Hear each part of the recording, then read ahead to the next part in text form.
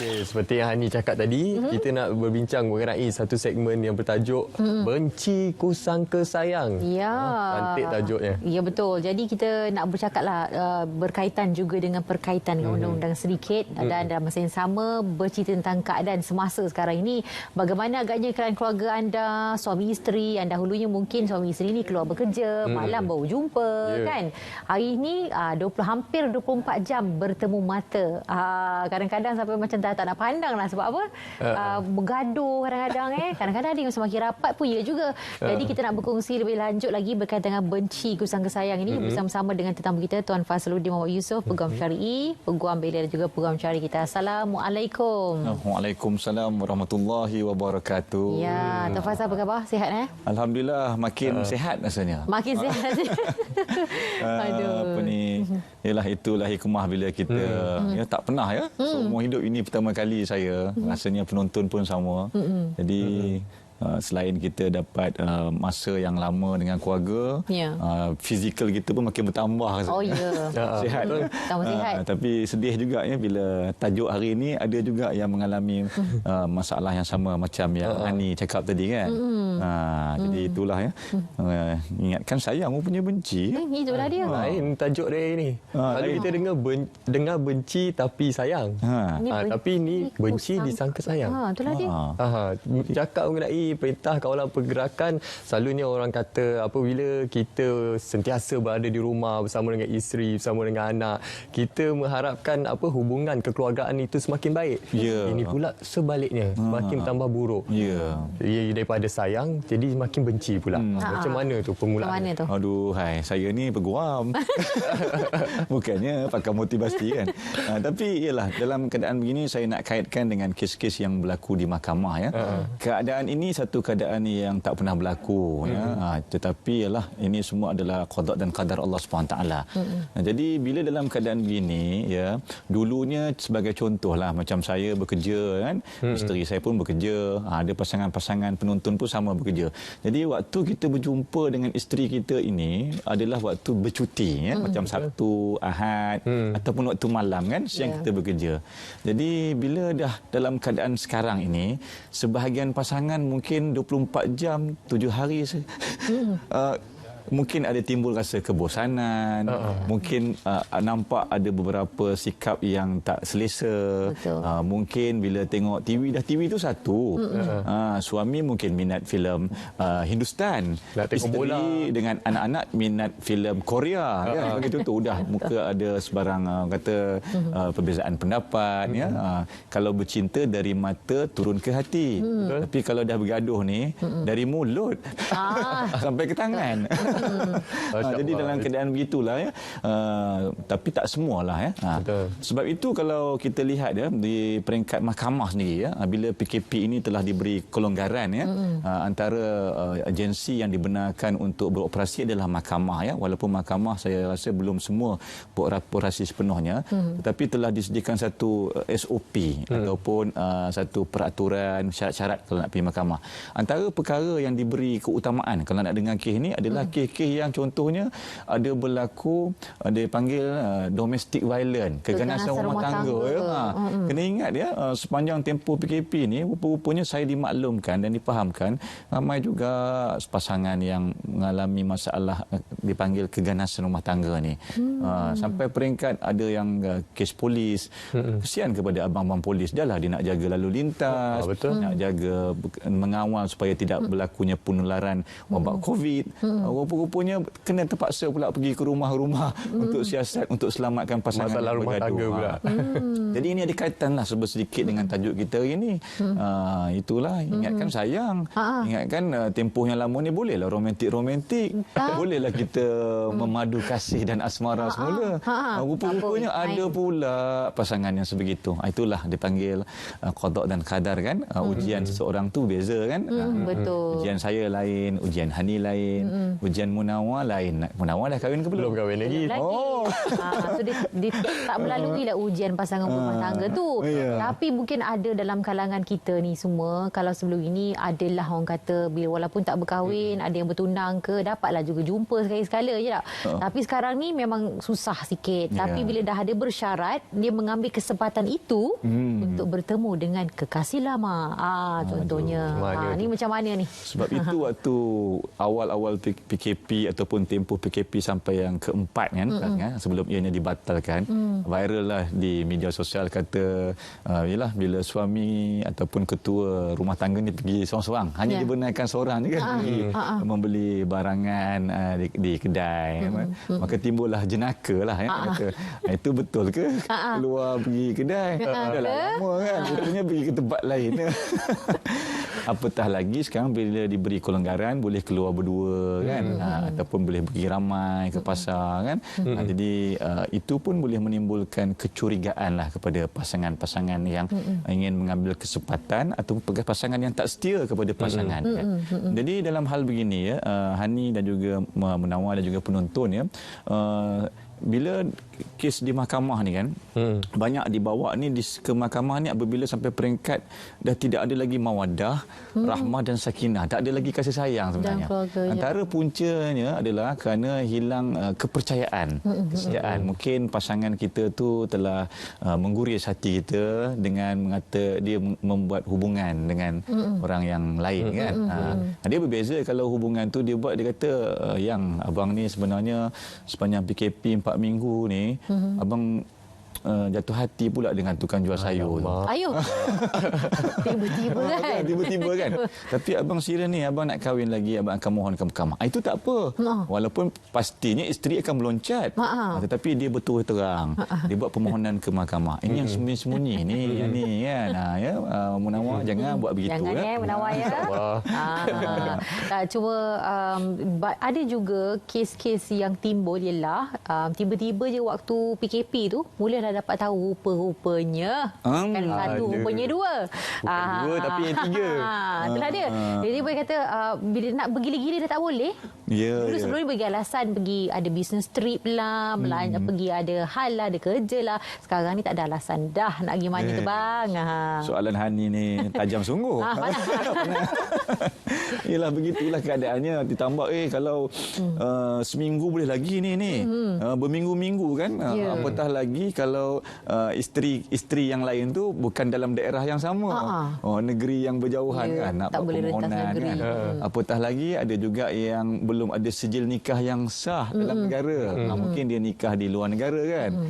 Jadi nak tunjuk kepada abang polis pun apa buktinya kan. Jadi dalam keadaan gini betul ya. Jadi dalam keadaan begini, apa yang hikmah yang kita boleh ambil ya. Kita tak jangka ya situasi sebegini akan berlaku ya. Lama pula tu ya. Dan satu dunia ya. Dan kerajaan kena bersikap tegas supaya tak nak wabak ni menular dengan lebih teruk kepada semua rakyat. Betul. Hikmahnya adalah bagi pasangan dan penonton kalau mempunyai isteri yang ramai dan belum lagi didaftarkan, daftar dengan cepat di dalam negara ini. Ialah maknanya mungkin dia dah nikah di luar negara, nikah mungkin tanpa pengetahuan isteri sedia ada.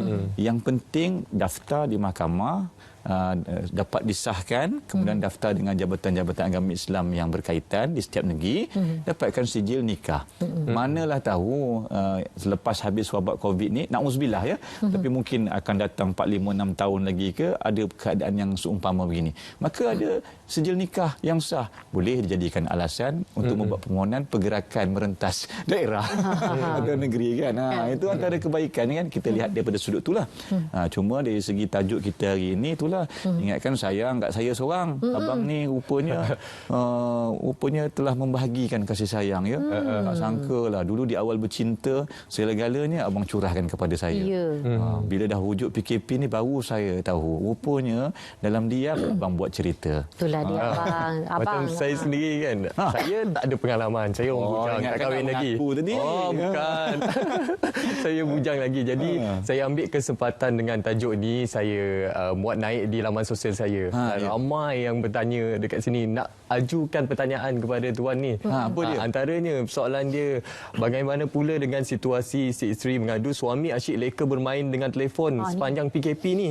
24 jam dengan mainan dalam talian pagi, petang, siang, malam, sehingga si isteri dah muak untuk menegur perangai suami dan kini kami masing-masing buat hal sendiri walaupun duduk serumah. Macam mana keadaan ni? Oh, kata orang tu kan, macam kena kat diri sendiri ni. Kalau isteri saya tengok ni, dia pun tu. Itu abang jawab tu. Ya. Hakikatnya saya pun mengaku telefon ni dia punya pengaruh ni kuat kepada kita, kan, apatah lagi di waktu-waktu sebegini, kan. Sebab begini ya, bila seorang suami ataupun lelaki ni dia macam saya, kita ni suka berjumpa dengan kawan, kita jumpa bersosial, sekali dah tak boleh ke mana-mana, kan. Jadi tak tahu nak buat apa, nak sembang pun susah apa semua. Jadi kadang-kadang kita layanlah telefon, kan. Saya bincang yang positif dulu ya. Saya respon positif dulu. Positifnya begini ya. Kalau kita biarkan suami kita keluar dan buat benda yang tak faedah, lagi teruk tau. Mana kita tahu kan, ini depan mata kita, cuma naik menyampah kata orang, naik sebab dia asyik layan telefon aja, langsung tak nak sembang. Sekurang-kurangnya tanyalah hari ni nak masak apa, nak bantu apa, kan, puasa ni, kan. Sebab isteri dah lebih 40 hari ni segala menu dia dah try dah. Sampai dia tak ada idea. Betul lah ni, kan? Jadi kita ni kadang-kadang suami ni kita kena bagi satu saranan, cadangan yang baik. Hari nak masak apa? Sambal, macam-macam sambal dah buat dah. Sambal kicap, sambal tempoyak, sambal budu, dah habis dah dalam menu. Dah scroll semua dah tak ada dah dalam buku menu tu. Jadi kita bagi idea pula. Mungkin kita boleh buat sambal timun. Mungkin kita boleh buat sambal mangga. Jadi dari segi begitu, maknanya positifnya kita dapat tengok suami kita duduk di rumah. Dari segi negatifnya pula, macam yang telah dikongsikan oleh orang yang menulis di laman sosial di FB ke IG tu? Di FB. Di FB tu. Saya faham ya, dalam keadaan begini ya, para suami kena sedarlah ya. Tanggungjawab kita ni, kita kena, contoh kita ada 24 jam satu hari. Katakanlah 24 jam tu 8 jam dah tidur dah ya. 8 jam, so yang baki tu kalau kita 8 jam juga kita tengok telefon, apa yang bakal berlaku? Maknanya kita tinggal 8 jam lagi.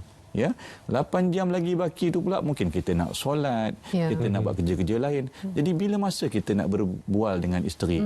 Isteri ni dia punya hati, dia ada perasaan. Dia perlukan, orang kata, dia perlu seseorang yang boleh mendengar, berkongsi, kan. Kalau di waktu kita bercinta dulu boleh ya, jauh macam mana pun sanggup ku tempuhi. Hujan dan panas pun aku tak kira, naik motor pun naik motor lah. Walhal boleh je telefon, cakap telefon, tapi nak jumpa juga, nak mendengar. Takkanlah bila dah berkahwin kita tak nak peruntukkan sedikit masa ya untuk mendengar luahan isteri kita. Dia tu adalah teman kita. Susah senang pun bersama dengan kita. Sebab apa? Takut nanti dalam keadaan bermula daripada telefon itulah akhirnya na'udzubillah zalik, ramai juga yang sampai ke peringkat perceraian. Perceraian ramai juga ya sekarang ni dengan menceraikan menggunakan telefon, lafaz talak menggunakan telefon, menggunakan media sosial. Mungkin juga ada pasangan yang terlalu teruja menceritakan segala-galanya di laman sosial, termasuk masalah rumah tangga, kelebihan suami isteri, kekurangan suami isteri. Itu akan menjadi asbab kepada masalah-masalah dan banyaknya kes yang dibawa kepada mahkamah. Kita kena elak benda-benda begini sebab kita tak nak benda kecil-kecil sebegini mengganggu hubungan kita dalam keluarga. Sebab anak-anak memandang, kan, anak-anak pun tengok, anak-anak akan jadikan ianya sebagai role model, anak-anak akan ambil contoh dan dia bakal berumah tangga akan datang. Kalau anak lelaki tengok ayah dia suka main telefon, dia tak mustahil anak dia pun esok bila dah kahwin akan main telefon sahaja. Tapi ada juga kawan-kawan saya yang guna gadget ini untuk menjana pendapatan.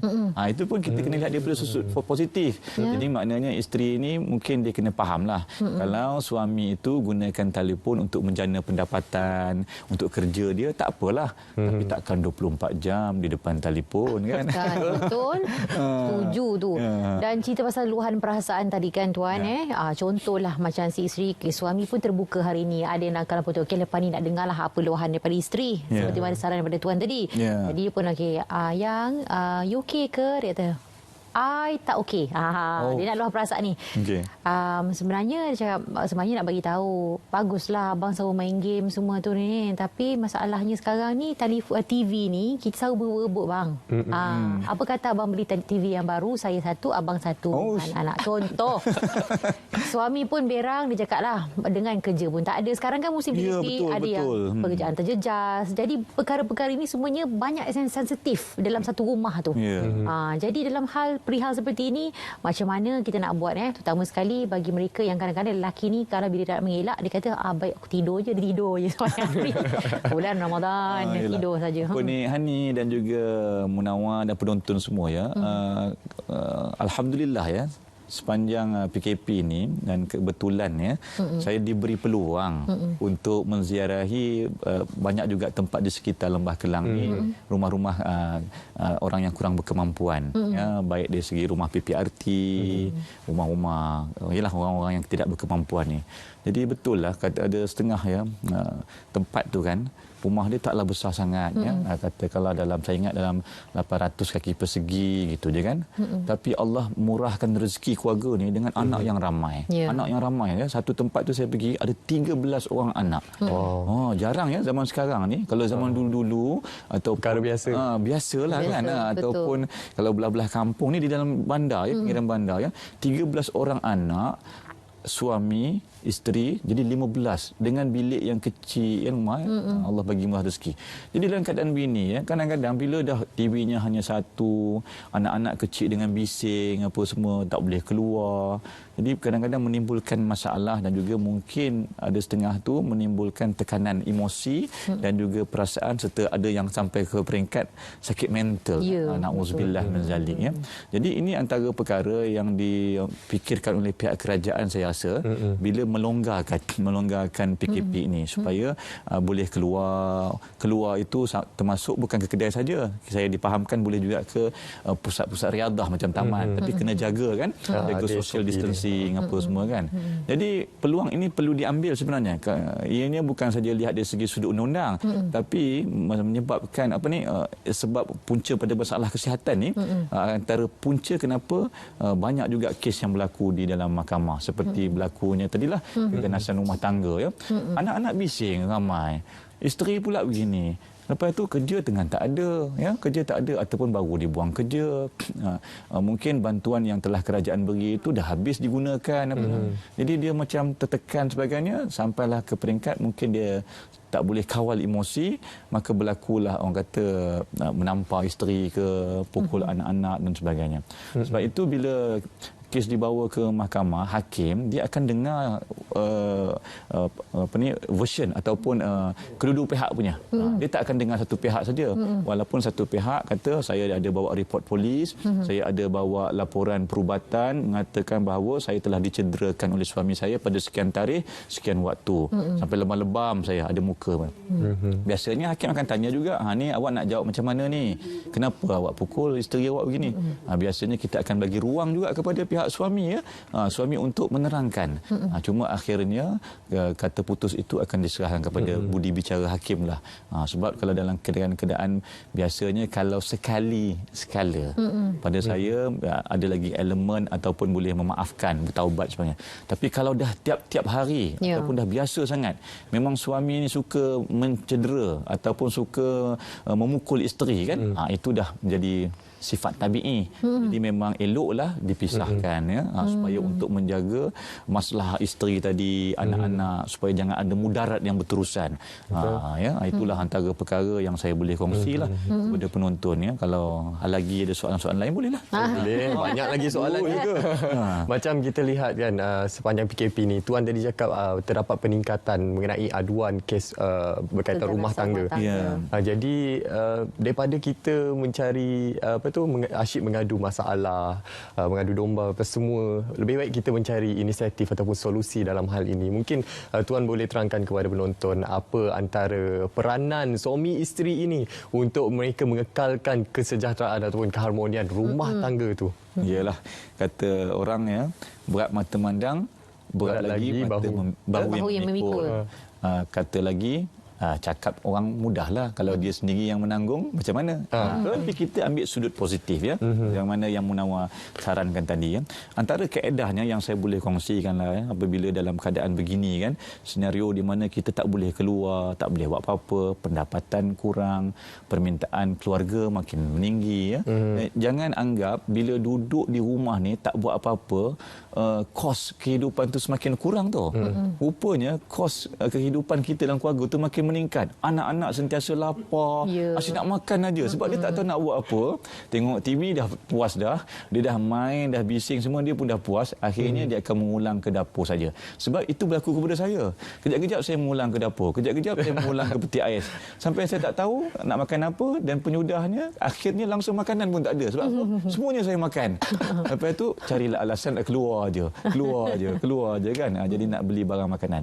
Jadi antara perkaranya yang saya boleh kongsi adalah nombor satu, bila kita nak kahwin, sebelum kita kahwin, kita lalui antaranya kursus nikah kan. Dalam kursus nikah ni akan diceritakan peranan dan tanggungjawab seorang suami, peranan dan tanggungjawab seorang isteri. Apa hak suami, apa hak isteri, semua tu ada kan.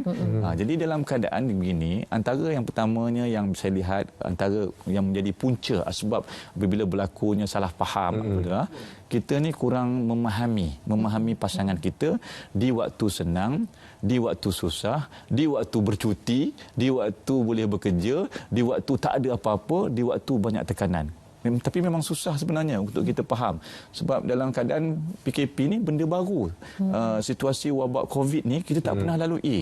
Mungkin sebelum ni kita ada wabak-wabak lain, tapi tak pernah kita duduk di rumah saja. Tak boleh keluar ke mana-mana kan. Jadi dalam keadaan begini, nombor satu, kena saling faham memahami. Kedua, berkenaan dengan orang kata, ni kita kena ada tanggungjawab sebagai suami ni, kita diangkat darjat oleh Allah SWT, kita ini pemimpin dalam keluarga. Bila kita ni dianggap pemimpin, ya, kita ni kullukum ra'in wa kullu ra'in mas'ulun an ra'iyati. Setiap kita ni, Munawar kita ni adalah pemimpin ya.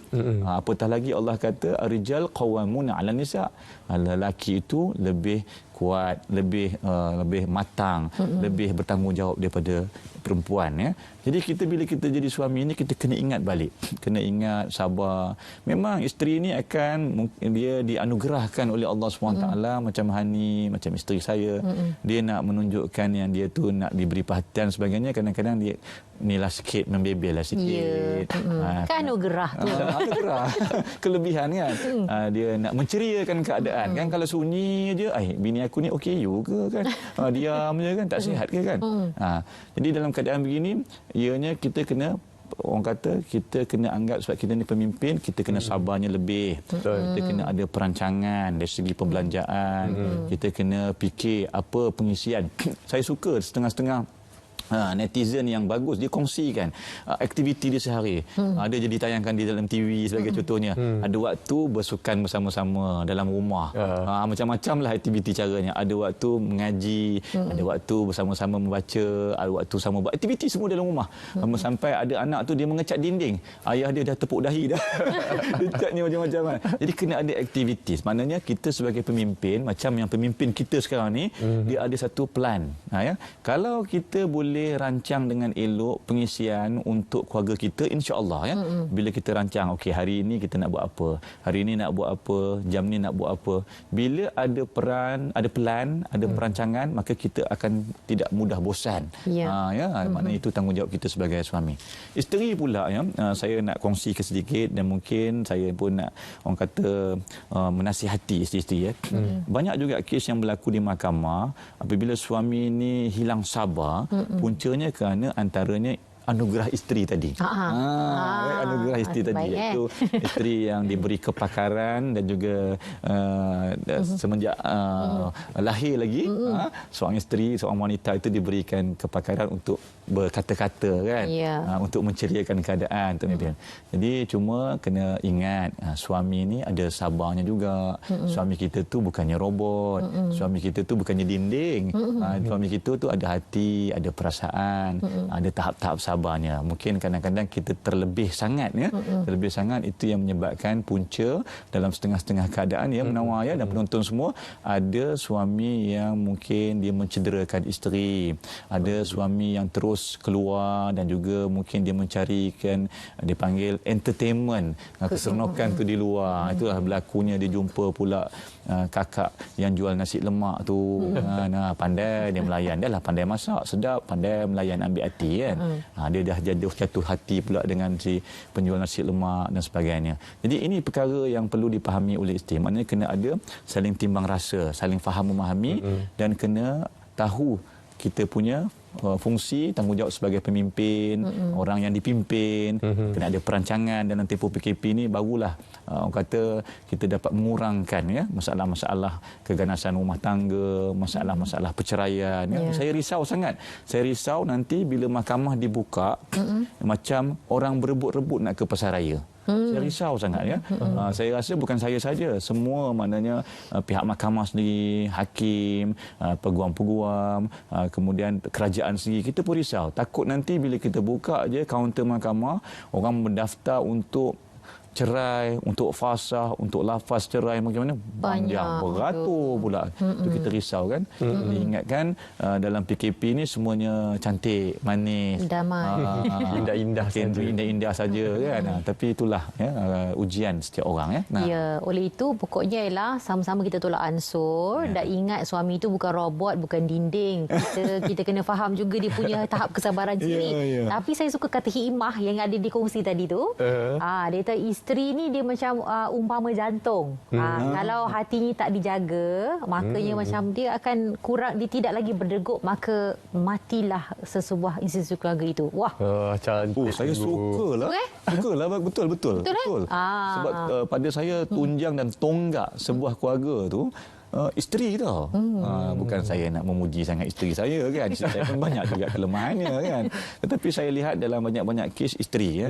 Kalau isteri itu tak bertanggungjawab, sambil lewa, tak ni pemalas dan sebagainya, banyak juga anak-anak yang tak menjadi, hubungan keluarga akan runtuh ya. Tapi kalau isteri itu seorang yang cergas, aktif, responsif, dia tahu tanggungjawab dia. Abang bangun buat ni kan. Cuma suami-suami kena fahamlah, bila isteri itu mungkin dia tertinggikan suara ataupun terlebih mengarah tu bukan dia kurang hajar, tetapi dia concern.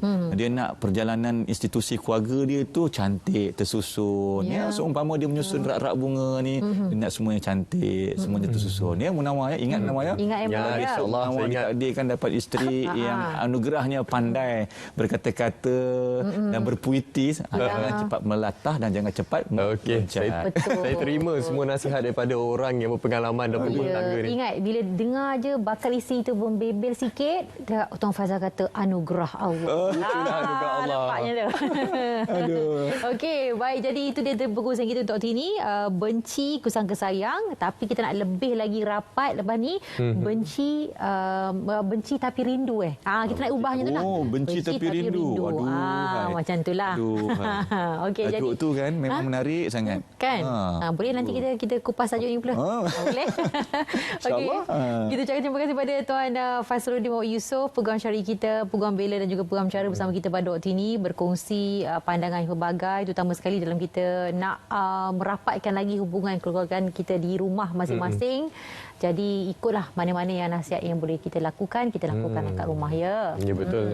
Saya rasa bukan saya seorang je. Bukan setakat Hani. Saya rasa penonton semua suka dengan penerangan daripada Tuan tadi. Memang sangat menarik. Okey, baik. Jadi itu dia. Jadi kita harapkan semuanya telah pun